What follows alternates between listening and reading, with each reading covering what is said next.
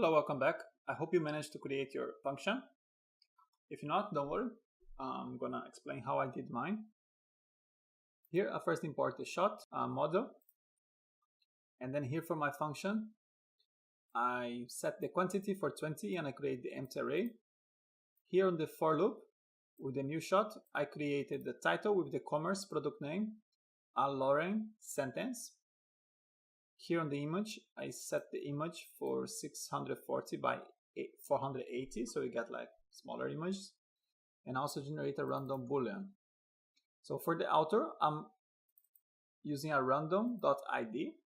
So this random.id is a little function here that I created that is going to first, I'm getting all the users from the database, and here I have this variable random author that I'm gonna store one user only. I'm using the sample from Lodash. You can install it as a dev dependency, lodash.sample. This sample library, it takes a collection and it's going to return a random element from the collection, as you can see over here. So we're passing all the users that we're storing over here with the users.find, and you pass into it. This function will pick up one user and store over here on the random author. The random author, for the author, we're calling the random author.id. Simple enough. Then we are emptying the database and saving the new data on it. Console log. Here on the top, we're doing the same. We are only running this function if the database is empty. The function is just like this. And on the database, I'm calling the seed shots after we create the seed users. Why? We need the users database to be populated so we can grab one single user from it and use on the author here. And here I've added this that is only gonna run if you are in development or dev. Remember that we have on the config here we have two cases for development and dev.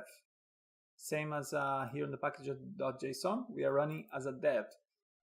If you wouldn't do this or, and we set for development, you wouldn't be available because the environment is set to dev. So now let's try it out. I'm going to delete my database over here. Another thing from the seeds is that I'm doing a if random author in here. Because if you run this function straight to push the new data to the array,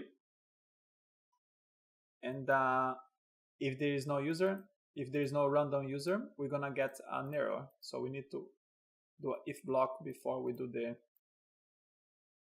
push into the array. So here I'm gonna close it. Just double check if my database is not there. And I'm going to start my serve again. Users collection has been populated. Shot collections has been populated. If I reload, here I have my 2 users. And here I have my 20 shots. To select one of the shots, I have an author with an ID. I have the draft. It's a random. Here I have the name. So let's check out this user ID. I'm going to copy a random one in here, and in the browser, I'm going to go to my users.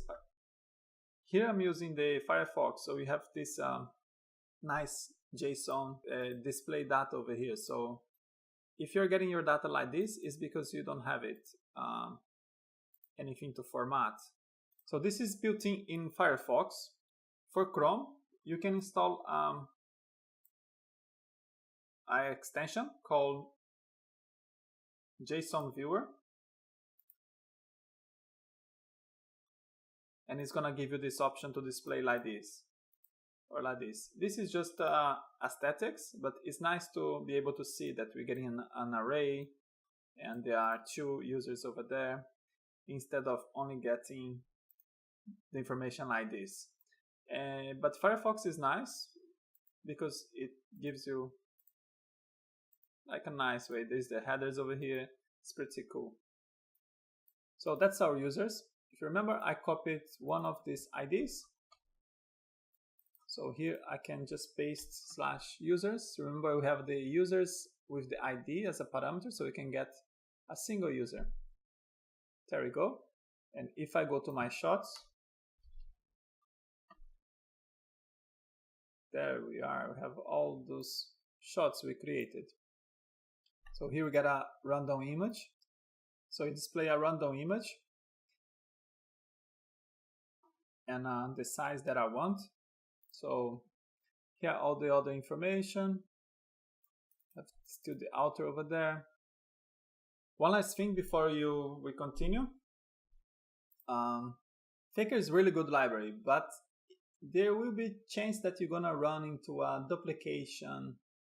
It's gonna try to create a random something and it's gonna be duplicated.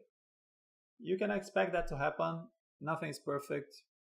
It's a free library and it's really nice to use. I created 10,000 users for, and it returned 7 duplicated. So I got a duplication error from saving. To run those 10,000 users, it took about 15 to 20 minutes. It depends on your machine. I have an 8-core old AMD, but here it is. Now we can, you can see the intricacies of creating functions that is gonna populate. You can use Mongoose to get some information that you need to fill it up. You can use the Faker API to get exactly what you want, like we're doing over here in the image.